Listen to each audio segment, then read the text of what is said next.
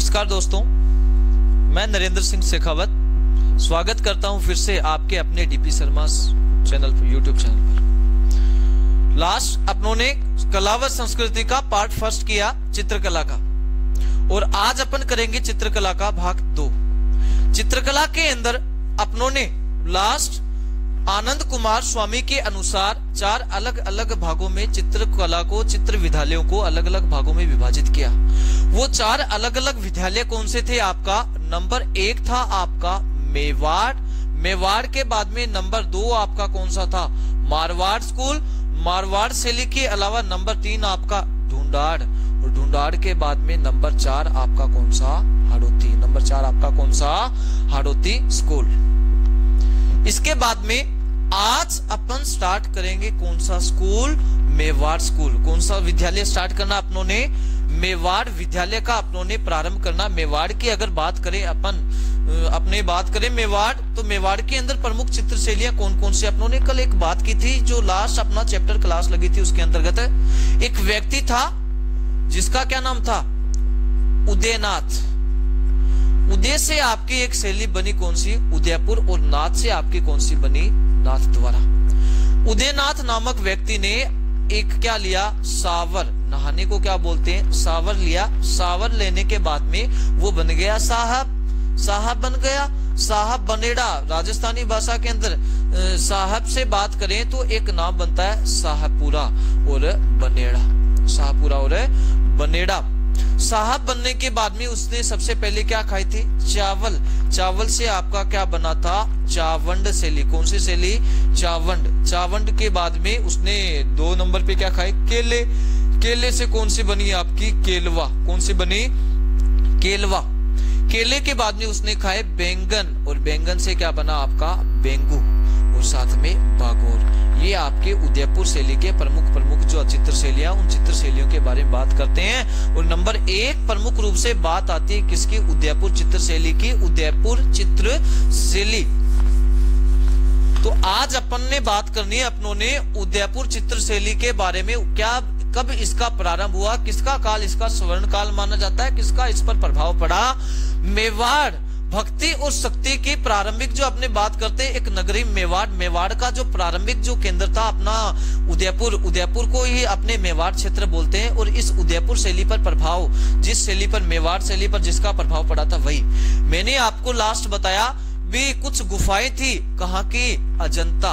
अजंता की गुफाएं यानी अजंता शैली। और किस शैली के चित्र थे उसमें अंकित? बौद्ध चित्रकार थे। और ये जो बौद्ध थे अजंता शैली के बाद में वहां से कहां पर आए? किस राज्य के अंदर? गुजरात। अजंता आपका पड़ता है महाराष्ट्र में। गुजरात आने के बाद में यहाँ पर इस चित्र शैली पर प्रभाव पड़ गया किसका? जैन। और राजस्थान के अंदर इन दोनों का जो मिश्रण रूप है, कौन सी शैली? अपभ्रंश शैली का प्रभाव पड़ा। किस शैली का? अपभ्रंश शैली का प्रभाव पड़ा।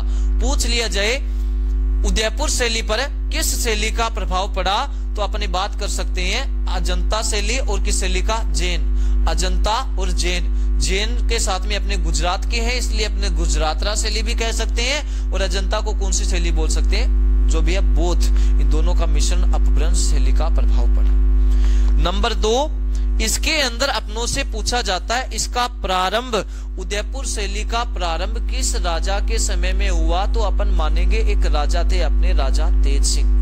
कौन थे? राजा तेज सिंह। राजा तेज सिंह के समय 1260 के अंदर एक चित्रित ग्रंथ था जिसका नाम था श्रावक प्रतिक्रमण सूत्र चूर्णी।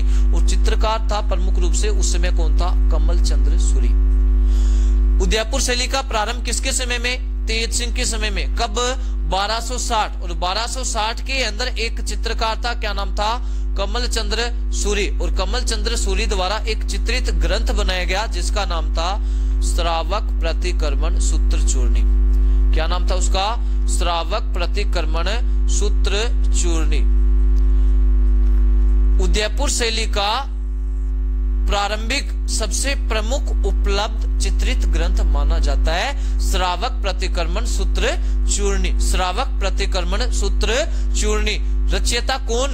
कमल चंद्र सूरी। रचयिता कौन? कमल चंद्र सूरी। किसके समय में? तेज सिंह के समय में, सबसे जो तेज बड़ा तेज था, इसलिए इसके समय में इसका प्रारंभ हुआ, तेज होने के कारण उदयपुर शैली का प्रारंभ। नेक्स्ट आपसे पूछा जाता है इस शैली पर मुगल प्रभाव किस राजा के समय में पड़ा, तो आपने याद रखने मुगल होते हैं अमर, मुगल क्या होते हैं अमर, तो मुगल प्रभाव किस राजा के समय में, अमर सिंह के समय में। किसके समय में, अमर सिंह के समय में। उसके अलावा भी प्रारंभ हो जाता है, मुगल प्रभाव हो जाता है, लेकिन एक ऐसी समय आता है जिसके समय में सर्वाधिक विकास होता है, सर्वाधिक डेवलपमेंट होता है। वैसे इस उदयपुर, इस मेवाड़ क्षेत्र के अंदर स्थापत्य कला का जो जनक माना जाता है, किसे माना जाता है, महाराणा कुंभा को माना जाता है। महाराणा कुंभा को स्थापत्य कला का जनक माना जाता है मेवाड़ क्षेत्र के अंतर्गत। और लेकिन उदयपुर शैली का स्वर्ण काल की बात करें तो स्वर्ण काल कौन सा काल जो इसे पूरे के पूरे विश्व में, पूरे जगत में फेमस करने वाला होगा, तो वो उसका कौन सा काल कहलाएगा, स्वर्ण। स्वर्ण काल इसको कहां पर फेमस करने वाला, जगत। तो स्वर्ण काल किसका समय माना जाता है, जगत सिंह प्रथम का समय। किसका समय में, जगत सिंह प्रथम का समय में। जो भी इसका उदयपुर शैली का कौन सा काल माना जाता है, स्वर्ण काल है माना जाता है। जगत सिंह का काल क्यों माना जाता है, भाई इसने ऐसा क्या किया, उसके बारे में अभी अपन जानते। जगत सिंह ने क्या किया, उदयपुर के महलों के अंदर एक कला विद्यालय की स्थापना की। कहां पर है, उदयपुर के महलों के अंदर किसकी स्थापना की, एक कला विद्यालय की स्थापना की। किसके द्वारा स्थापना की गई कला विद्यालय की, जगत सिंह प्रथम। किसके समय में, जगत सिंह प्रथम के समय में एक कला विद्यालय की स्थापना की गई। और ये इस जगत सिंह का काल कौन सा काल माना जाता है, स्वर्ण काल। कला विद्यालय का नाम क्या था, चित्तेरों की ओवरी। कला विद्यालय का क्या नाम था, चित्तेरों की ओवरी। और इसका जो दूसरा नाम था, तस्वीरारो कारखानों। दूसरा नाम क्या था, तस्वीरारो कारखानों या कारखाना। वापस बात करते हैं दोस्तों, सबसे पहले उदयपुर शैली। और इस उदयपुर शैली का प्रारंभ माना जाता है किस राजा का समय, तेज सिंह का समय। किस राजा का समय, तेज सिंह का समय। तेज सिंह के समय में जो प्रमुख चित्रित ग्रंथ था, श्रावक प्रतिक्रमण सूत्र चूर्णी। मुगल प्रभाव, मुगल प्रभाव, मुगल क्या थे, अमर।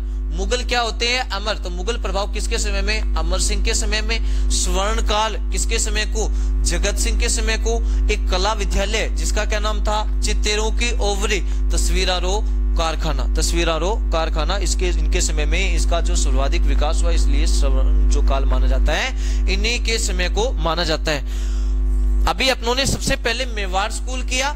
मेवाड़ स्कूल के अंदर पहली जो चित्र शैली की उदयपुर, पहली यानी मानेंगे तो राजस्थान की सबसे प्रारंभिक चित्र शैली है, वो भी कौन सी है, मेवाड़। प्रारंभिक है तो सबसे प्राचीन भी होगी, प्राचीन है तो सबसे मूल चित्र शैली भी होगी, तो इसे कौन सी चित्र शैली कहा जाता है, राजस्थान की प्रारंभिक, प्राचीन या मूल चित्र शैली, उदयपुर चित्र शैली को माना जाता है या बोला जाता है।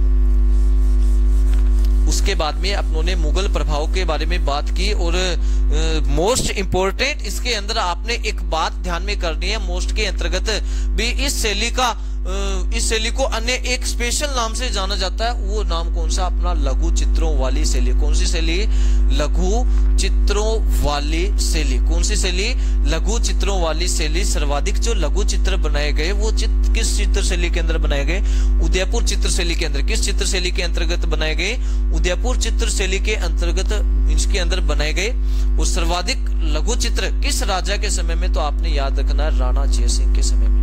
सर्वाधिक लघु चित्र किसके समय में बनाए गए, राणा जयसिंह के समय में सर्वाधिक लघु चित्रों का निर्माण किया गया। और इस उदयपुर शैली के अंदर अपनों ने बात करना प्रमुख चित्र कौन से थे या प्रमुख चित्रकार। सबसे पहले अपनों ने बात करनी है उदयपुर शैली के प्रमुख चित्रकार। याद कर लेना, दोबारा है, एक बारी में ही आपको याद हो जाएगा। थोड़ा सा कॉन्सेंट्रेट कर लीजिएगा, इस पर थोड़ा सा ध्यान दीजिएगा, आपको पूरे के पूरे चित्रकार याद हो जाएंगे। हेडिंग आपने डाली है उदयपुर चित्र शैली के प्रमुख चित्रकार। प्रमुख कौन है, चित्रकार। प्रमुख चित्रकारों की बात करें तो आपको नाम मिलता है, दो व्यक्ति थे। एक का तो नाम था नसीरुद्दीन, एक का क्या नाम था, नसीरुद्दीन, और दूसरे का नाम था साहिबुद्दीन। दो व्यक्ति थे, एक का नाम था नसीरुद्दीन, दूसरे का क्या नाम था, साहिबुद्दीन। ये दोनों मिलकर क्या करते हैं, प्रार्थना करते हैं भगवान से और क्या बोलते हैं, हे मनोहर, हे जगन्नाथ, हे मनोहर हे जगन्नाथ। दो व्यक्ति कौन है? नसीरुद्दीन और साहिबुद्दीन। नसीरुद्दीन और साहिबुद्दीन प्रार्थना किससे करते हैं? भगवान से। मनोहर हे जगन्नाथ क्या करे? कृपा। क्या करे? कृपा। वो भी किस पर? गंगाराम पर। किस पर कृपया करनी है? गंगाराम पर। गंगाराम को क्या देकर? धन देकर। गंगाराम को क्या देकर है?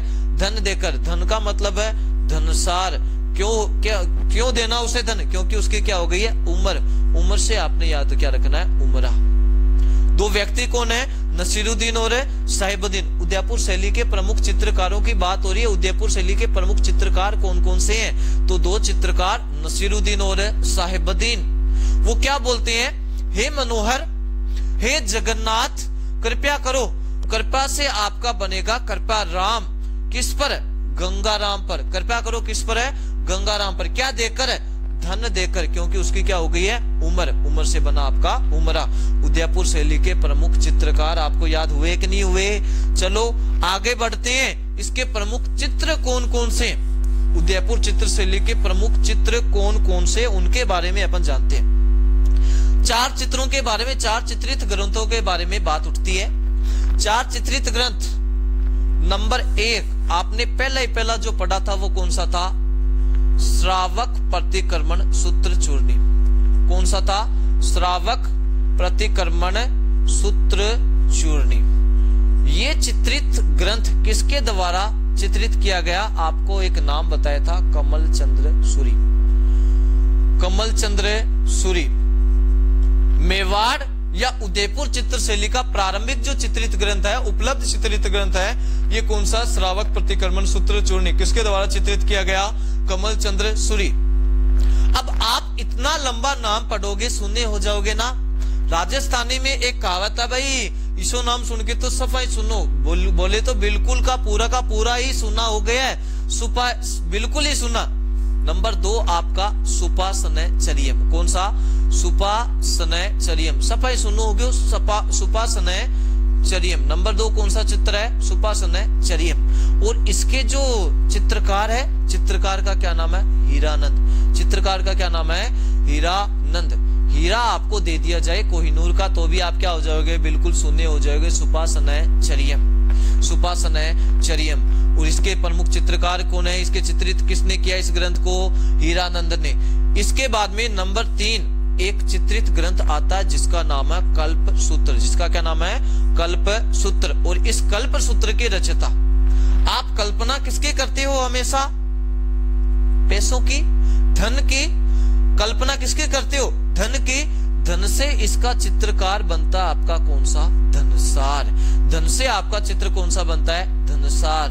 और वो धन आपका किसी ने चुरा लिया। और कितने रुपए? 5 रुपए। तो नेक्स्ट आपका चित्रित ग्रंथ कौन सा है? चोर पांचा सिक्का। कौन सा है? चोर पांचा सिक्का। चित्रित ग्रंथ का क्या नाम है? चोर पांचा सिक्का। इसके चित्रकार का नाम, अगर आपका किसी ने चोर ने 5 का सिक्का अगर चुरा लिया है, चोर पांचा सिक्का, तो आप क्या करोगे? रोके। रोने का मतलब क्या करोगे आप? विलहन करोगे। चोर पांचा सिक्का का जो प्रमुख जो चित्रकार जो अपने बात करते हैं वो कौन है? अपना विलहन। चोर पांचा सिक्का का रचयिता कौन है? विलहन। विलहन के द्वारा याद कर लेना। दोबारा रिवाइज करता हूं उस चीज का।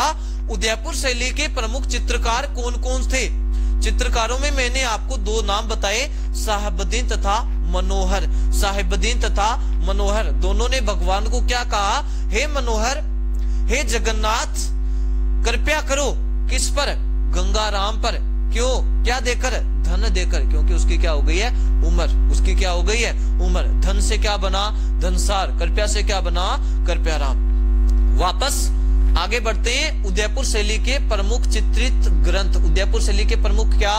चित्रित ग्रंथ। चित्रित ग्रंथों की बात करेंगे अपन तो 4 ग्रंथों के नाम मिलते हैं। नंबर 1 श्रावक प्रतिक्रमण सूत्र चूर्णी। श्रावक प्रतिक्रमण सूत्र चूर्णी। इसके रचयिता कौन?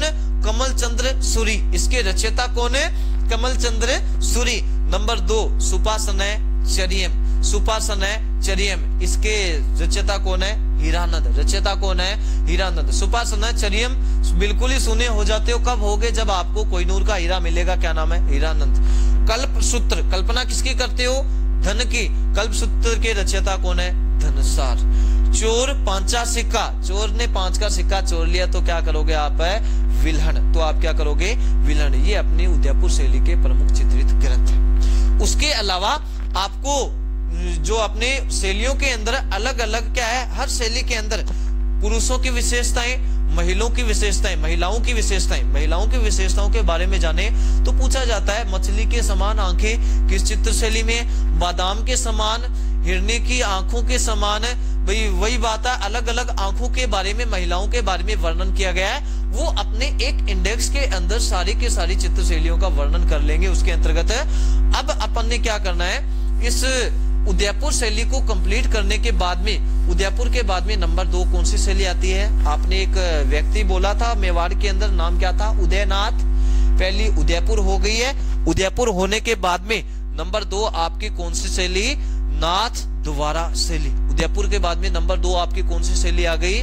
नाथ द्वारा शैली। प्रारंभ करने जा रहे हैं नंबर 2 की शैली कौन सी? नाथ द्वारा। कौन सी? नाथ द्वारा। नाथ द्वारा शैली, नाथ द्वारा से एक नाम मिलता है कौन सा? श्री नाथ जी। नाथ द्वारा से एक नाम कौन सा मिलता है? श्री नाथ जी। कृष्ण जी के बारे में बात हो रही है। और इस नाथ द्वारा शैली पर किसका प्रभाव पड़ा? एक तो पड़ा उदयपुर शैली का। किसका प्रभाव पड़ा?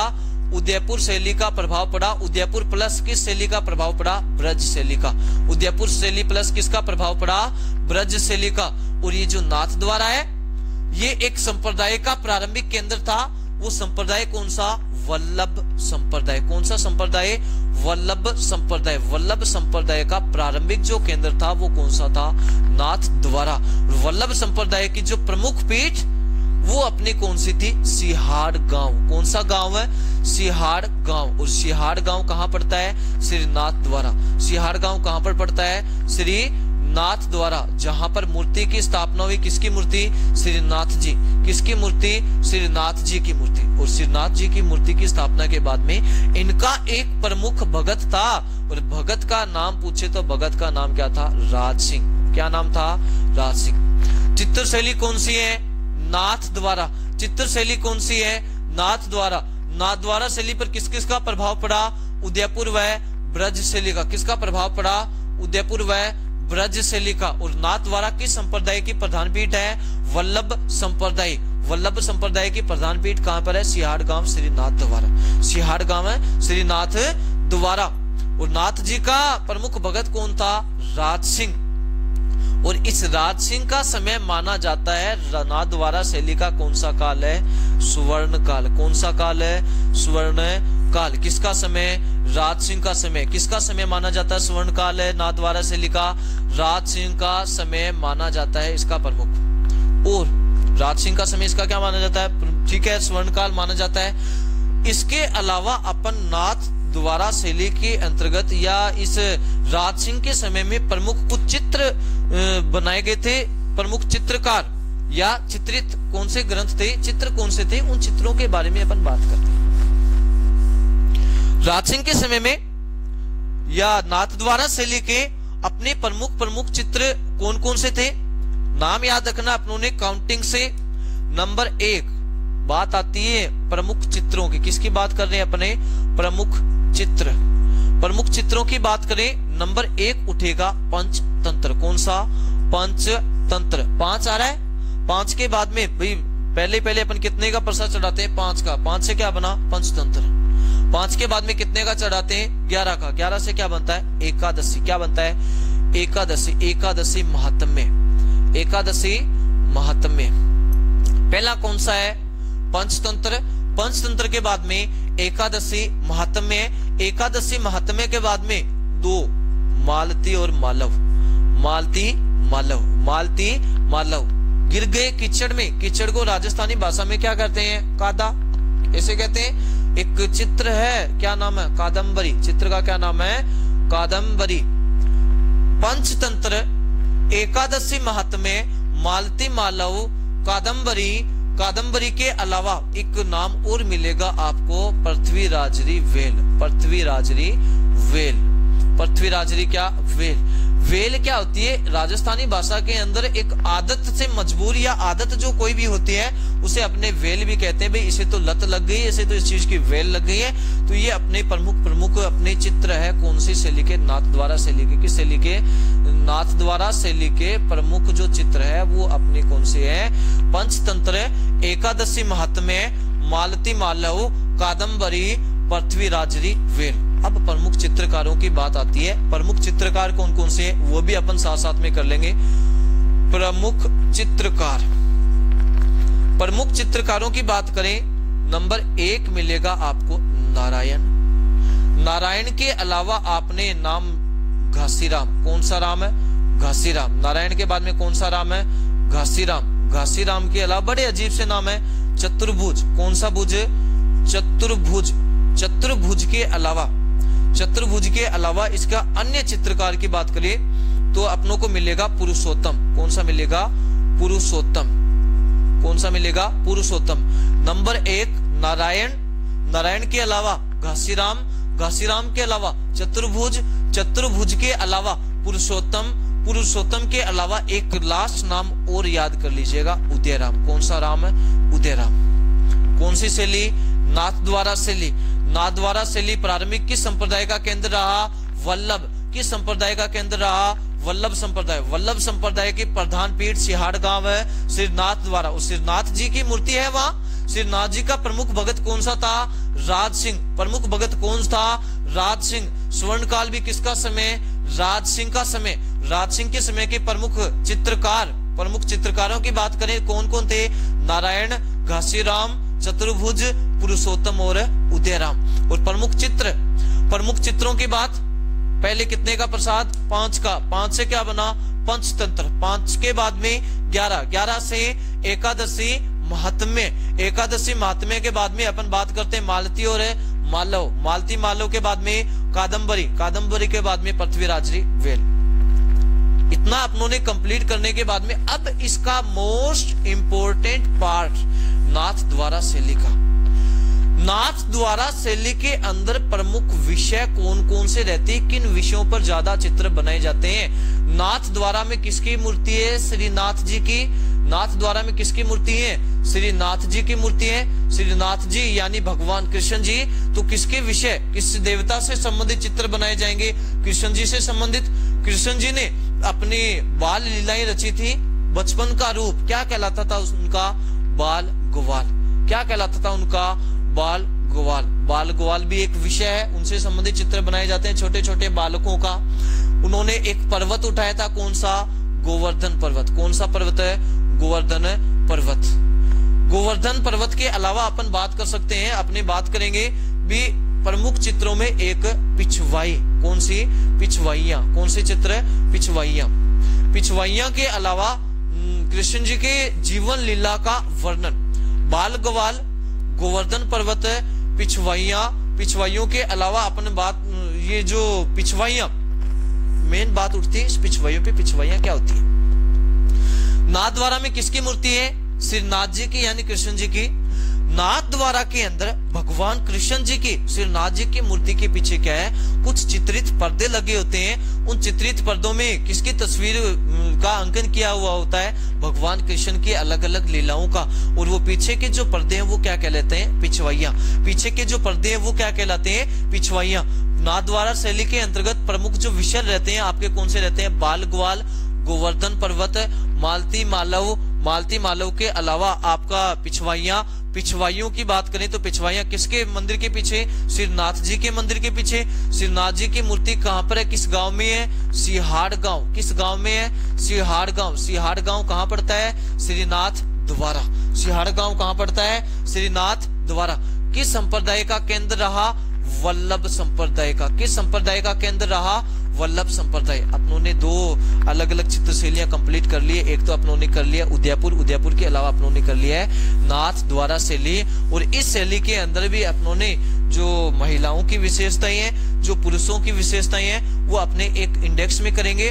भगवान इस नाथद्वारा में प्रमुख रूप से कृष्ण जी से संबंधित आपको कोई भी चीज दी जाए वो आपकी ज्यादातर नाथद्वारा शैली में, और अन्य किसी भी शैली के अंदर ऐसा कुछ वर्णन होगा तो वो भी मैं आपको बता दूंगा। आपको कुछ सोचने की, टेंशन लेने की कोई जरूरत ही नहीं है।